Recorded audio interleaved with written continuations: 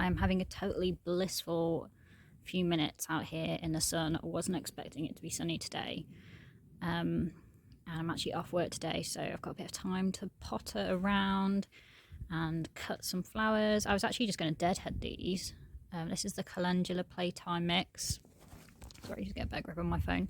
And I was just deadheading them, and I thought, actually, I'm going to cut myself a little bunch. So what do you think? What do you think of these colours? Because actually, I didn't really like them in the ground so much, and I was thinking, oh, I wish I'd chosen a different variety. But actually, now I've cut them, I think actually that's a really nice little sunshiny mix. So you've got the more sort of rich yellows there, and then the more sort of, what would you call that, peachy, sort of bronzy tone as well. So I think I'm going to plonk these in a little vase. Let me know what you think, because actually I'm quite chuffed with those now. So I've just plonked those in a little vase now.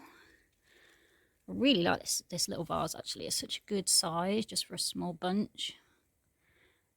And it was like £1 from Home Bargains, somewhere like that. I can't remember where exactly, but yeah, so really good size little vase. Yeah, so there's my Calendula Playtime mix in there. A bit autumnal, aren't they, actually, now I think about it. So they're pretty cute, and I thought I might as well show you these actually, because I've just cut these.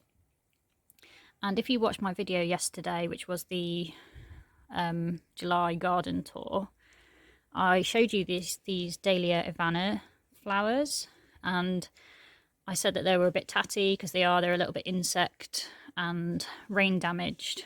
So I went out this morning thinking, oh, I'll do a bit of deadheading, and I thought, actually, I'm just going to cut a few, even if they're a bit tatty, and make myself a little bunch. Because I've got these Mary Jomanda Dahlia varieties that are pretty perfect.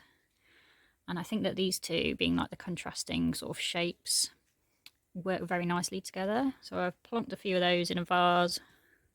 And this is a really nice, I call this like a bottleneck vase. Really good for holding a few stems of big blousy flowers. That's what I tend to use it for. So I've got Dahlia Mary's Jomanda, which is lovely magenta. I've got Dahlia Evannah. You can see the insect damage there. Unfortunately, but I still think it's beautiful. So Dahlia Evannah, and this is some Sedum buds that should have had, from plants that should have had the Chelsea chop actually, because they were looking a bit long and gangly looking. So I thought I'm gonna snip those and put them in this vase with these dahlias. Whoops, a couple of earwigs did fall out of them, of the dahlias I mean.